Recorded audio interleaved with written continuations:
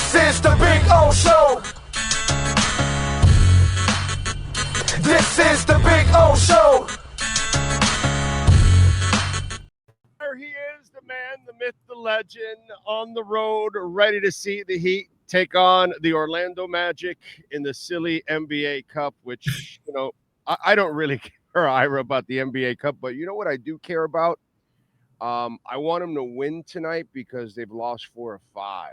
Because I'm now wondering, are we hitting a wall finally? Is this system that Spo came up with? Are some guys hitting a wall? What's going on? Or is it just an NBA season where, you know, you're a good team and you're going to have your lulls like every good team has? So I need to know if this is real or MEMOREX. That's kind of why I want the bleeding to stop, not because of the NBA Cup. I think your latter thought, almost like your investment principles of playing the dips, I think it happens over the course of an 82-game season. It's one thing in the NFL, you drop 4 in a row. We've seen what the Dolphins are trying to climb back from. It's a lot different. In this case, though, I think it's a case of, you know what, sometimes you need a wake-up call. Sometimes you need to realize we can't just do it on talent. We have to make it work. We have to play as a team. We have to find cohesion again with Tyler Hero back in the mix. And I think that's what they're going through. This is a different mix than they started this season with. They're working players back from injuries. They're becoming more of what they are. Honestly, Big O, I'm not so sure this is not a regression to the mean. We were enjoying the rise at the start of the season. We spoke about it in our accurate Pembroke Pines reports. But at a certain point, you are what we thought you are, and that could be with the case of the Heat. For the Heat to have a dynamic record based on this roster, they'll have to overachieve. They did at the start of the season. Why? It's what you always point out in our accurate Pembroke Pines report, the coaching. He will squeeze more juice out of a lemon or an orange than anyone else in the NBA. Yeah. But then you start looking at opposing rosters and you say, you know what? This team is better than us tonight. That team is better than us tonight. So if the Heat do win their NBA Cup game here in Orlando on Tuesday night, good chance they'll face the Knicks. The Knicks are better. If they win that game in Vegas on Saturday, they'll play the Thunder. The Thunder are a lot better. So It's just a matter of you got to realize who you are through all of this. If you would have told me, hey, Ira, the Heat are 4, 5, 6 games over 500, they're going to win a championship, I would have said, no, they're not. If you would have said they're going to win the East, I'd say, well, it's still kind of a long shot right now, but they have the coaching to get it done. So I would say this. When this Heat roster coalesces and are at their best, they can contend in the East because of what the East is. But if you're asking me, Ira, is this a championship roster? Ira, is this something you say, hey, we're going to stick with this for 2, 3, 4 years? No, more is needed. But this is a hell of a nice step from last year's record to where they are now. I'm just wondering, are you a 3-4?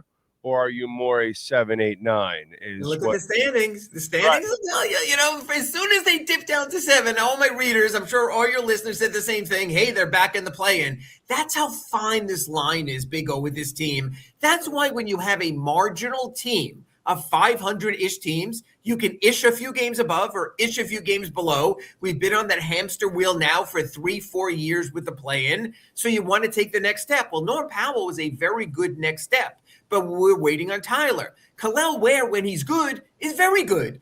When he's not so good, he's really bad. So they've got to gain a consistency through the rotation. Perfect example. Jaime Jaquez Jr. was all world. We were talking about 6th Man of the Year award. We were talking about most improved player. And now, is this a regression? Or, Big O, let's be honest, is this who he is? The one beauty of this 82-game grind, which I hate because there's too many games, you will find out who someone is because of the length of the season. Eventually, you will wind up with clarity. God bless Jaime Jaquez Jr. If we were doing report cards, first quarter of the season, I give him an A. Second quarter of the season, he's trending to somewhere in the C range. Right. So we'll see where these players are. Again, you will get a better eye by that February 6th NBA trading deadline, whether you need to blow up, trade away, or augment. It's going to take time. Right now, a little bit of a roller coaster feel, but again, you have a chance to take another step up based on the schedule. You've had a bunch of road games, so we will see. Okay, so here's like a really complicated question. So if this pace is eating up these players, and especially Tyler Powell, because we're looking at this pace, Tyler already picked up a toe injury. and supposedly he could be playing tonight. But Powell's also suffered a couple of nicks and knacks, groin and ankle. Yep. And so if this is the only way you can win with this group, with this style of play, if you're running some of these guys into the ground, you will not be able to trade them by the trading deadline. And that's a really good point. And let's even look beyond personnel. If you were going to play at just hell-bent speed, you have to have the depth. At the start of the season, there was optimism. They had the depth when they were healthy. Yeah. But right now, Nikola Jovic, awful. Right now, he's playing like one of the worst players in the NBA. That's not depth. Simone Fontecchio, his 30th birthday today, by the way, for those listening on Tuesday, has had a run there if he was like 5 of 50 on three-pointers. Well, if he's not shooting that 42% he started the year, he takes a dip. The other day, Drew Smith had a start when Davion Mitchell was out. He goes 1 of 6, not the same player off the bench. So you're right. If you are counting on your 4 or 5 best players, on Bam and Tyler and Norm and Davion, to a lesser extent Wiggins, you can't expect greatness at pace, playing 3 and 4 nights all the time. This system works if you can tell me, hey, Ira, we have the depth with Jovic, with Drew Smith, with Fontecchio, with Jaime Jaquez at the level he was playing. If you have that kind of depth, you can make it work. So it's going to be interesting, Big O, and you have a very good point. Spoelstra's going to have to say, if I can only count on 6 or 7, or even only on 8, I can't run these guys rapid up and down the court constantly because there's going to be nothing left. They are going to flame out. How many of these running teams have we seen flame out at the end of the season, from Mike D'Antoni's 7 seconds or less Suns, who were never able to get to the NBA Finals and get over that final hurdle, to Paul Westhead coming in and just driving his team in Denver into the ground? So I think it's a good point. Either you have the depth to play the pace, or you may have to reconsider the pace. Yeah, because behind the scenes, we have to understand that they've got to be having to look at this roster, address what they have, see what these young guys are. But then at the same time, they've got the deadline coming up. And if they want to pick up any trade chips, they have a couple of players that that are very tradable. Correct. To other teams as complementary players.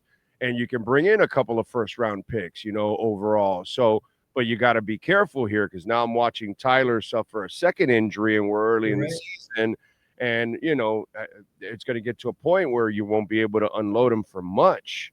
And whatever it is, I just got to – there's got to be a fine line that you're trying to balance as an organization, as a front office, and as a head coach. That's why it's really tough. And the Tyler thing is interesting also because of the extension. And I wrote it on my Ask Ira at sunsentinel.com today. I said – Pat Riley said 2 years ago, availability is an important ability with Tyler. Well, last year he showed up for every game and he played out. This year he had the ankle surgery, missed the first 17. Fine. Plays 65. I'm still good with that. But now it's down to 64 and to 63 with the time that he's missed. So you do reach a point where, whether it's an extension or a trade, you have to say to yourself, if you're not going to be there, it doesn't matter who you are when you get there. So I think it's an issue. The one thing, and you and I in our Accurate Pembroke Pines will be talking about this for the next couple of months, I still don't see a world where the Heat sell off to bolster the future. I'm not saying you're wrong, but what I'm saying is Norm Powell, incredible trade asset. Expiring contract, his new team can give him a new contract, do whatever they want. Tyler Hero will only have 1 year left after this. Pretty good time before that extension for another team to decide his value. I thought there was value in Nikola Jovic. There is no value right now in Nikola Jovic. So you have to look at what you have. You have to identify your core. I mean, right now, the rumors about the Heat, and whether it's Giannis trade or someone else, are Kel'el Ware. And that he is this intriguing 7-foot bundle of defense and lob threat that could be someone, but he has to show that to either be a threat for the Heat or for someone else. So it's interesting. We very much are in discovery with the Heat right now. I don't think we would be, because they took off like a rocket ship. But you know what? Like you said, over 82 games, things have a way of evening out. Okay, so you just mentioned the Giannis stuff, and I talked about this last week. Why I don't want to make the trade for him, because if I look at what he's played in season, it's 63, 67, 61, 17. He's played so far out of 23 at that moment, 67 and 73. This guy misses a ton of games, and he's older and he's beaten up. And then the John Morant one, with Tyler, I'm like, well, maybe I don't want Jaw's problems right now. But if Tyler's not going to be reliable, well, then let me take a chance with the other kind of unreliability then, overall or something. I'm a little confused now. I'm not there. You know what? I'm going to say this now, and I never thought I'd say this 2 years ago. Yeah. John Morant is not the same player he was when he was considered an All-NBA player. When Tyler Hero has shown up this year, Big O, he scored 20 points in every game he's played. When you can get a guaranteed 20, that's a pretty damn good thing, even in today's explosive NBA. Tyler is consistent in his productivity when he's on the court. You went with the up and down, showing how the Heat went. It's the same thing as that parabola with John Morant. He might give you 48, and he might give you 8. You just don't know what you're getting from him. I know there's been some reporting out there that the Heat have circled back and looked into it. Believe me, again, they look into everyone. That's what they do. But if you're asking me, Ira, put contract aside, put even age aside, who's the better player right now? I don't think there were many times in these last 7 years I would have said Tyler Hero. I would today. Ja has been awful. He hasn't scored at a high percentage. His outside shot is terrible in a game where you need an outside shot on a team like the Heat that has to get more outside shooters, not give up and keep trading 2s for 3s. So that's not something I would look at. Giannis, I have to understand the context because I know the Heat. So another team might say only appears in 3/4 of the game every year. Pat Riley and the Heat say, yeah, but this year he could put us in championship contention, at least for the finals, based on the moment. So it's how much do you give up? Do you give up Ware? Do you give up 2 first-round picks? Do you give up your young talent? I do think the Heat would consider, and I have to say this, Big O, when you're talking about a top 5 talent at any point, if you don't consider it, then you're not doing your due diligence, and I think that's a fail also. Again, if I'm the Heat, what I'm saying is, what's the least of the package I can offer to get him? Go in with that bid. It's like a rolling auction. Okay, that's not enough, fine, because you have X and Y from another team. What if he had this? And they just set the bar and just have Nick Harrison and Adam Simon and Andy Ellisberg and Pat Riley say, hey, this is the level. For 65 games a year of Giannis, one of the 4 best players in the NBA right now, we would do this, but then we will draw a line. So make your offer. I have no issue hearing the Heat are interested in Giannis, are willing to make an offer. They should be. It's what is the offer and where you draw that line. Although I did notice that he has improved his 3-point shooting. Actually. And again, and that's, you know what, and we kid about that sometimes during his career, but if he can give me a little and Bam can give me a little and they don't have to butt heads and always be in the paint together, that was the concern originally. Could Bam and Giannis play together when basically they're both, based in the paint, maybe, in the mid post there, and that's it. Now at least they can space a little bit in the Heat's different offense, so it could be an either or. What I know is this, and I just posted the story, and I know it's early, but Bam and Ware have not worked together consistently as a starting pairing. I think Giannis and Bam could because, it's cliche, because greatness finds a way. Yeah, no, I get it. And plus, Ware's young, so we're talking about 2 veterans already, seasoned veterans. Exactly. But again, what you have to say is, what is his ultimate upside? You have to make that projection. You could be wrong. We've been wrong on players before. We've also seen players who were not very good early in their career, and then all of a sudden, the light bulb goes off and they're fine. We've seen other players where they wind up being potential player until they're potentially out of the league. That's a tough assessment. That's what draft analysts have to do. So what's Spo got to figure out to make the Ware Bam combination work, or maybe it doesn't work? I don't know. One, Ware has to be better. And as much, I get so many people, he's such a defensive deterrent. He's like in the bottom 40 percentile of defending at the rim. Maybe that's just because of youth, because he's just 22, because he's over eager for the block shots, but it's not working. It's crazy. One of the Heat's worst defensive 2-man pairings is Bam Adebayo and Kel'el Ware. And that should not be that way when Bam's a defensive player of the year, annually perennial candidate for that. So Kel'el Ware has to be better. The coaches have to work with him. Malik Allen has to work with him. He has to gain more awareness, and then he can earn the minutes with Bam. Look, I want Bam on the floor at least 32 minutes. The problem is that maxes out Kel'el at 16 minutes if they don't play together. So they have to find a way. I need more juice from Kel'el. I understand he has the body. He has some skills. But man, some days he's just not there. We saw that twice last week. Here's the one word in sports you and I talk about so often, and it's so important, and it's such an intangible: motor. And the reason he went 15th in the draft is at Oregon, before he transferred, there was no motor. Then Mike Woodson finally said, hey, you either step up or you're going nowhere, and some of that motor started. We saw the motor a little. It's almost like with Hassan Whiteside also, to sort of have that laggardly-like approach, but then every now and then you see it and you go, that's the guy I want. Well, you know what, Big O, this isn't a sometimes league. This has to be for a young player in all of the time league. We talk about the greatness of Eric Spoelstra. They've got to do a better job pushing that button, finding a way to motivate. And by the way, if you want motor, you get an ADX 2025 model, $239 a month, 4.9% financing for 60 months. The Integra, $279 a month, 3.9% financing for 60 months. The RDX, my wife's been driving one for 15 years. They're reliable.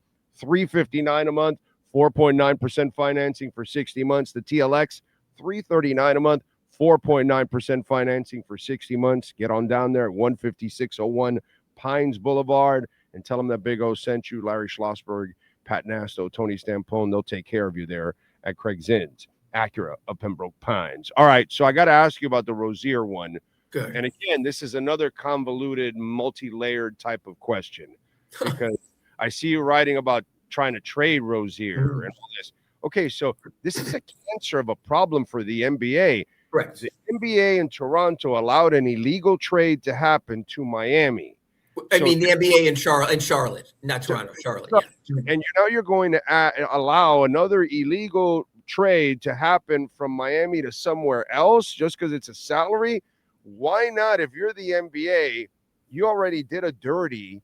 Why not just kill this thing, give Miami back some compensation, move on from this, get it off everybody's books, give Miami the breaks already, but why let this thing float around? And it just seems dirty. You know what I mean?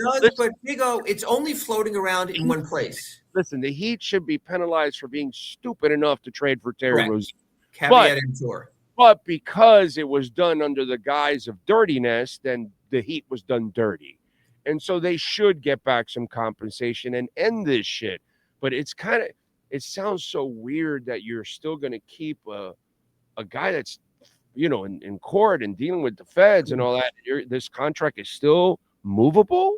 And still on the books. It should be movable because in the NBA, everyone comes with a price tag and it's just a ledger equation on the cap. Here's the issue. And here's how I think it's playing out. There's only one aggrieved party now in the NBA with Terry Rozier, the Miami Heat. 29 other teams are going about their business as if nothing happened. Right. I think the NBA just wants to pretend and just pretend this all has gone away because it only impacts one team. And I'll give you another example. Big O, how much have you heard in recent weeks about the Kawhi Clippers stuff, the dirty dealing in salary cap? Nothing. The league wants everything to move off the front page, to move aside. Pablo and stuff I've heard, but yeah, I get it. What you're saying. I'm saying so. The league is just trying to pretend, hey, Ira and Big O in the Acura Pembroke Pines report and the Herald and other places are talking about it, but most of the league is not right now. So their thought is, okay, the Heat are angry, 29 teams are happy, we have an NBA Cup, we're creating this foolishness in Las Vegas, we're not going to issue a statement or something because that's going to bring attention back to it. I have no issue if behind closed doors the NBA says to the Heat, Terry Rozier is not a name anymore. Instead, you now have a ledger item for $26 million. We'll call it Item X. And you can trade Item X anywhere you want. And so the Miami Heat have traded a salary cap exception and player Y for player X, and we'll do it that way. Yeah, that's what should happen. But that's disgusting because then the league is putting the Heat in a position that if they can't get rid of that, then they're screwed and they're not going to get any compensation, which that I don't like that because that's the league is not taking any responsibility for their actions. And they're saying they're giving them cap relief because they're giving them a tradable commodity there. When it comes to the first round pick owed from Charlotte, that's such a caveat emptor thing. And Big O, I spoke to you about this before in our Acura Pembroke Pines report, is the question of how much do you have to detail? You know this, Big O. You've sold cars, you've sold houses. People might know something's wrong, but if the realtor doesn't ask, people might not say. That's just how some of those things happen. So at what point do you owe to have sort of that transparency. If a player is going through a divorce and it might mentally impact his play, do you have to tell someone? If you know he has a side woman and there's issues going on and she's going to sue him, do you have to tell someone? So, and another thing is, what if you're undergoing mental health counseling? And under HIPAA laws, maybe you can't tell someone. So here is someone who's going through a breakdown, but I'm not going to tell you that because, hey, there's HIPAA laws. I can't tell you. So, well, the one thing, and I went to the Heat with this, and I said this.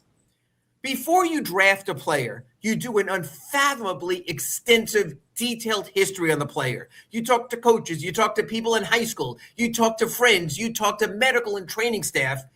Why not before a trade do something similar? And the answer had been, because that's not how you do it with trades, because the guy's been in the league. And maybe this will just open eyes to teams that I'm going to say to Team X, we want to trade Kyle Lowry for Terry Rozier. Does he have any outstanding legal, personal, family, mental health, or other physical issues we should know about? Any at all that you, the Charlotte Hornets, at this moment are aware of? I think that's where it goes, which is a great lesson for the future, but doesn't do a goddamn thing for the Heat in the moment. So you know what? Teams often get caught in these types of situations. The Heat were the one where the league will learn a lesson from, and I guarantee going forward, there will be other language in all these trade sessions that'll happen because of the Terry Rozier lesson. Who winds up paying for it? At the moment, it looks like the Heat. All right. The other thing I was going to ask you, because these things are important, the Magic was favored by a couple of points. Why are they only favored by 1 point today? Actually, the Heat were, at one point, I heard the Heat were favored when Franz Wagner went out. And I think it's, again. Yeah. Well, yes, right.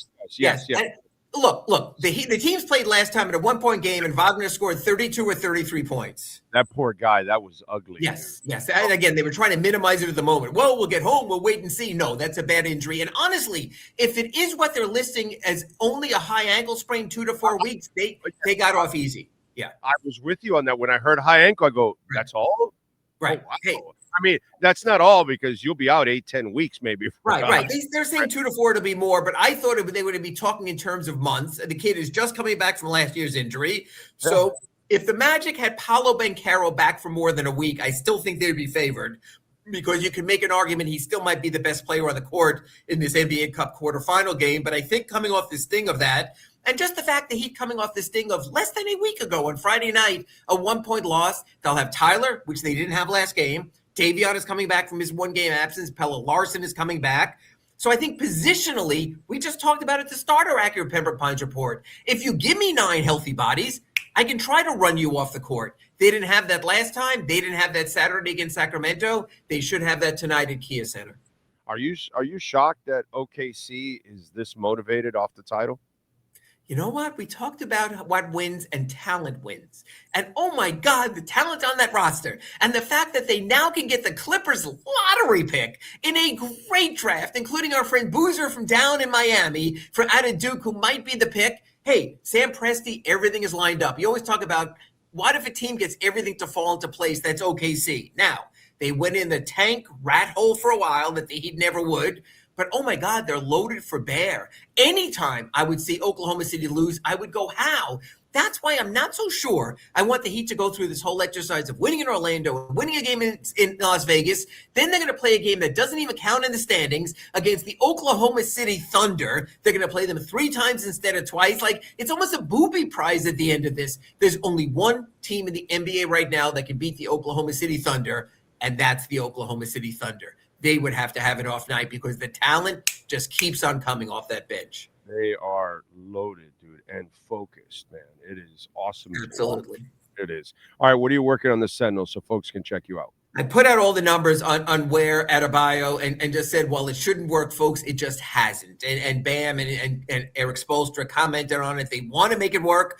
But like Spoelstra said, it has to show on the scoreboard or I can't keep trying. I've got to let the guys who are doing work, which is why I am very disappointed with how they built this power rotation, because they had no plan B if Jovic didn't work out. They have 2 big guys, and then all of a sudden you got like Pella Larson or Fontecchio or Jaime at power forward. That doesn't work. Remember, on December 13th, now less than a week away, the Heat can add another player. They let Precious Achiuwa go because of the luxury tax. As of December 13th, they'll have enough room under the tax to add another player. So keep an eye out for that. That can help the power rotation. There are guys overseas. There are possibilities there. So I think that can happen. And then I wrote in my Ask Ira today just where the Heat stand as far as the Terry Rozier thing, and agreeing with you, Big O, that the league has to do something. They're not going to. They're going to simply cover their eyes, go to the NBA Cup, and have life go on. You know what? Great leadership, whether it's government or in sports league, has proactive leaders who rectify situations. I think Adam Silver is somewhat burying his head in the sand and hoping it'll all go away, and federal indictments and arraignments don't go away. Yeah, he's no David Stern, that's for sure. All right. Follow him on Twitter at Ira Heatbeat. And catch his work there at the South Florida Sun Sentinel. Better yet, subscribe to the South Florida Sun Sentinel like I do. Ira, we will catch up next week. Safe travels, my friend. Maybe it'll be Vegas, baby. Thanks, Big O. You got it. You've been listening to the Acura of Pembroke Pines Miami Heat and NBA Report with Ira Winderman. When you're looking for award-winning service and great deals from the #1 volume Acura sales dealership in the Southeast United States, you go to Craig's Inn Acura of Pembroke Pines at 15601 Pines Boulevard in Pembroke Pines.